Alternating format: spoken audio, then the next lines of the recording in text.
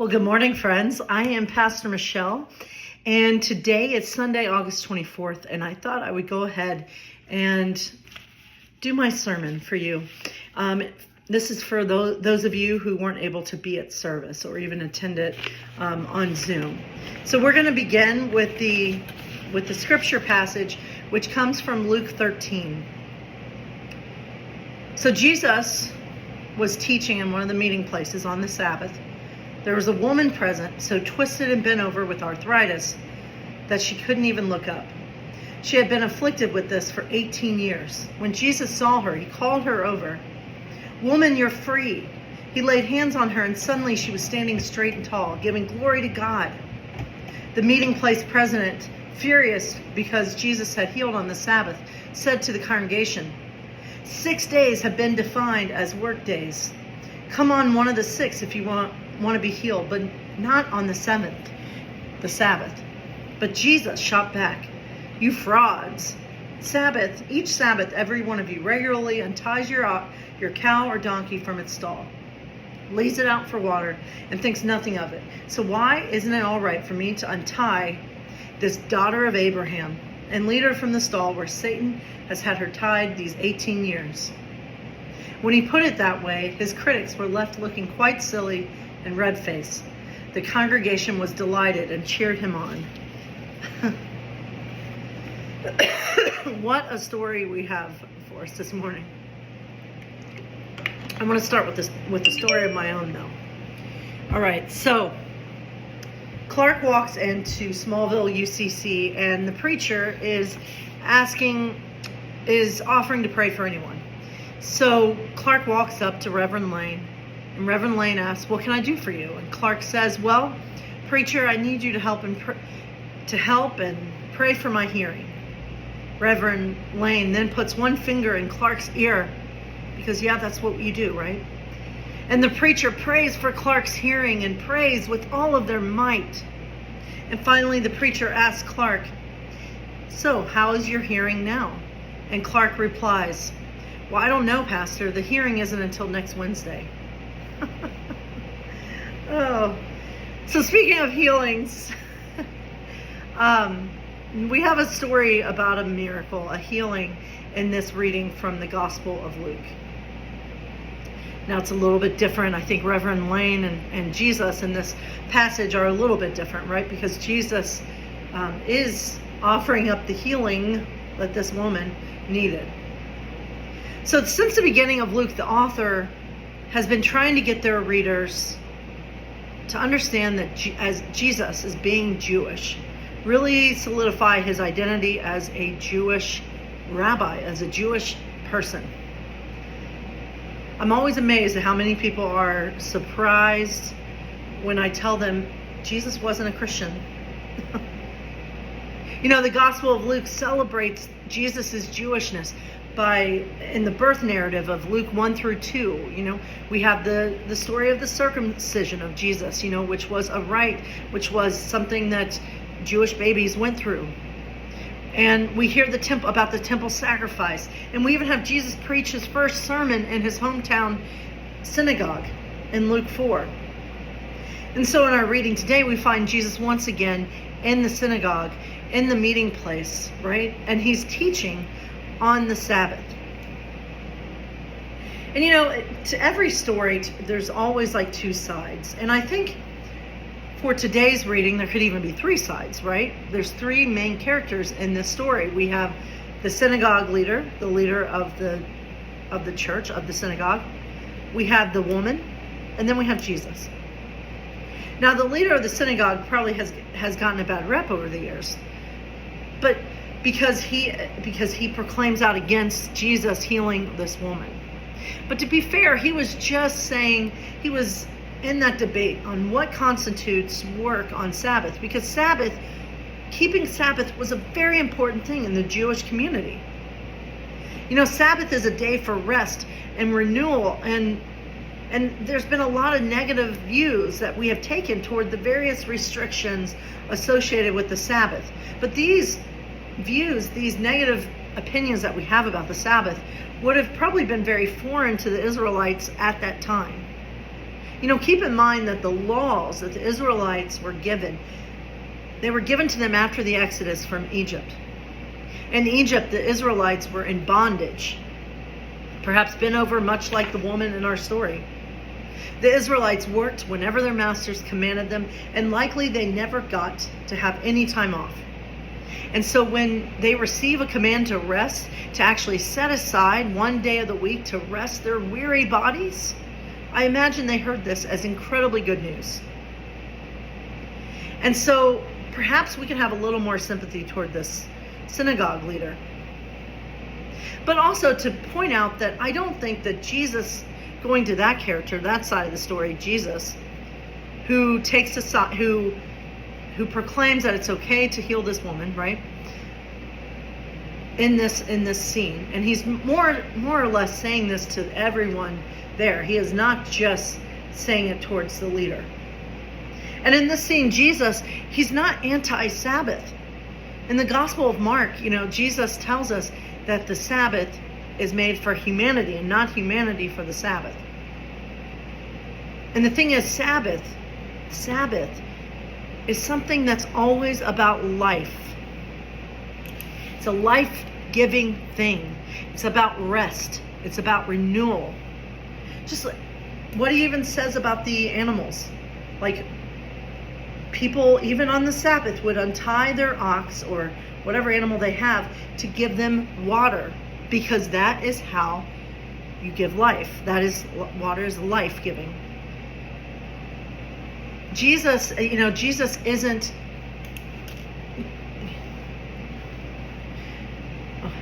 sorry. So Jesus isn't anti-Sabbath, as I said. He is anti anything that is not life-giving. Jesus is anti that is anything that isn't healing. So I think that's why Jesus couldn't help but heal this woman. And this third side, this third point of view, right, of this story, this woman. So imagine being this woman. You have been seriously,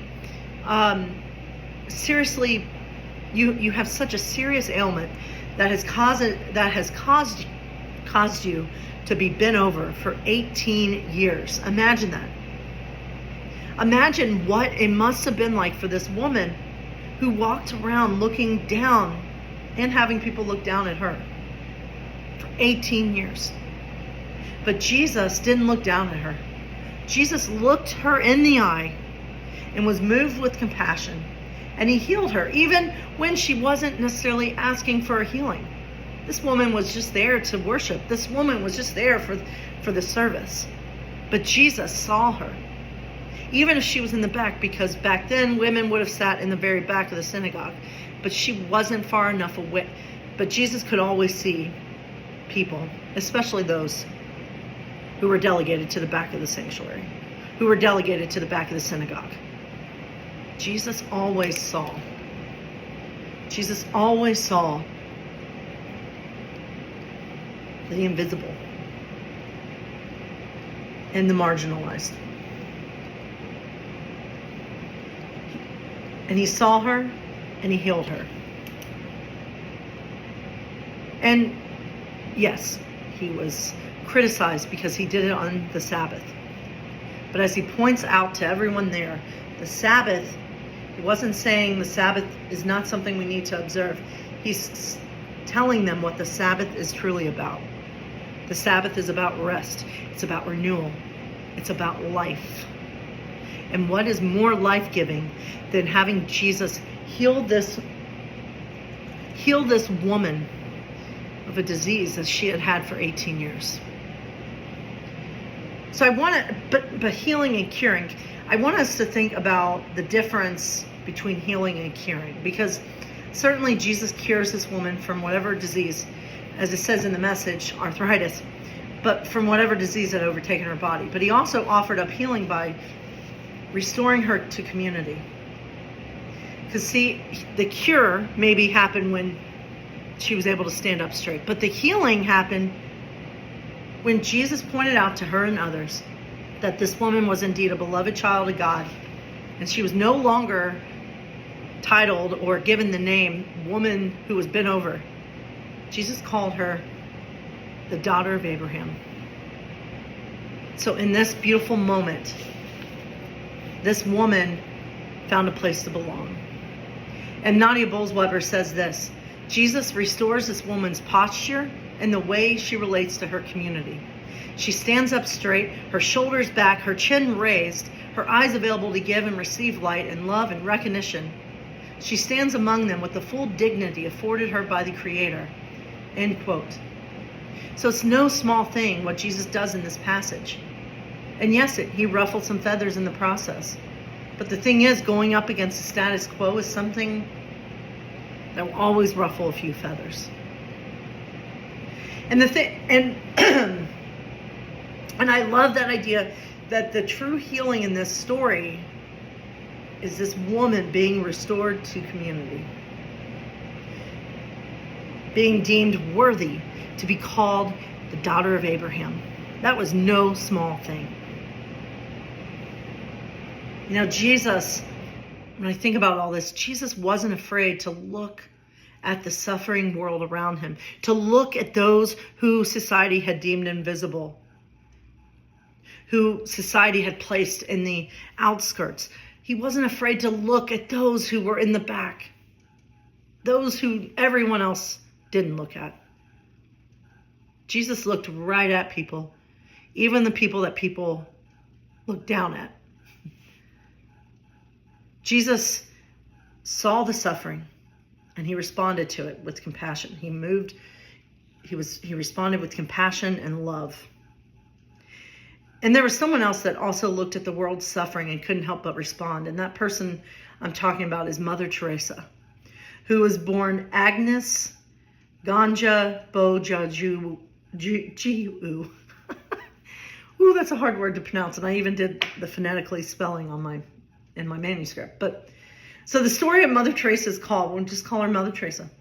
The story of her call, you know, it says that she was on a train bound for a retreat in Darjeeling, when in the stillness of the moving carriage, she experienced a call within a call. It wasn't an audible voice, but it was more like a certainty that descended upon her with such force that she never questioned its origin. In that moment, she felt that Jesus was speaking directly to her soul. She felt that Jesus was imploring her to leave the comfort of the convent and to live among the poorest of the poor.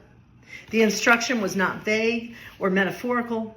It was urgent, piercing, and disturbingly clear. It was simply a message where Mother Teresa heard the words, "Come and be my light." And so Mother Teresa went where the suffering was. And as one writer, because I read a biography about Mother Teresa this week, I was reading one, and this writer says, how does one respond to infinite need with finite hands? You know, the people she served needed someone to look at them without fear and to touch them without fear. And so soon Mother Teresa would gain a following of women who journeyed with her. Together they lived simply, often on meager rations, sleeping in cramped quarters. They didn't speak of changing the world, but rather they focused on changing moments, of changing circumstances, one moment at a time. One wound dressed, one child fed, one person not left alone to die. You know, I think of that phrase, how do you eat an elephant? One bite at a time. How do you heal the world? Mother Teresa would say it's one act of kindness or compassion or love at a time. She was an extraordinary woman. You know, in 1950, she established her order, Missionaries of Charity. And these women that were part of this order were street workers in the most literal sense. They wore white saris and moved through the alleys and hospital corridors, always searching for the most unloved, the most unseen. And it's important to point out that Mother Teresa's aim wasn't to cure, but it was to love. For Mother Teresa, it was simple. Love one person and then another and then another. She believed the smallest acts, when done with love, could carry the weight of eternity. And so I find a lot of similarities, right, between Mother Teresa and Jesus. Because think about Jesus. Jesus went, and Jesus also gained a following. Gained a following of men and women who journeyed alongside Jesus in his ministry, just like Mother Teresa did. And Jesus also wasn't afraid. Mother Teresa would look upon people without fear, just like Jesus did. Mother Teresa would touch people who were possibly considered unclean, but she would touch them anyway. She would heal them anyway, just like Jesus did. And I'm inspired by the life of Mother Teresa, and because she demonstrated what it's like to follow Jesus. And I also like that she was someone who didn't have it all together. I could talk about this even more, but in a book I read about her, it talks about her dark nights of her soul. She was someone that doubted a lot. She had a lot of doubts. She was a person far from perfect. In fact, even this week, I heard some things this week about how she did some very questionable things in her lifetime, which some people see it as kind of making her out to be not so saintly. But for me, that's what makes Mother Teresa even more relatable. She was a very real and honest and struggling and sometimes letting people down and messing up type of human. Just like all of us are, right? There's something so powerful for me about hearing about all the growing edges that Mother Teresa had. All the faults, so to speak, that she had. She was someone that didn't have it all together. She was someone that questioned and doubted God on a fairly regular basis. But yet, even in the midst of all that, she never stopped healing. She never stopped responding to the suffering around her. And so I want us to go back to that idea of how curing is different from healing. We who are followers of Jesus, we who are doing the best we can to live and love like Jesus, and it's not always easy and happy. We're called, my friends, to not cure or fix the world. We're called to heal the world, and that looks different. That is a long journey. Healing is something that requires a lot more work, I think, than curing. We're called to heal the world. We're called to see the suffering in our world and do something about it. In our own way, just like Mother Teresa, we're called to go out into our world and be the light. Can you hear it, my friends? Can you hear God calling us as well? And saying to us, come, be the light.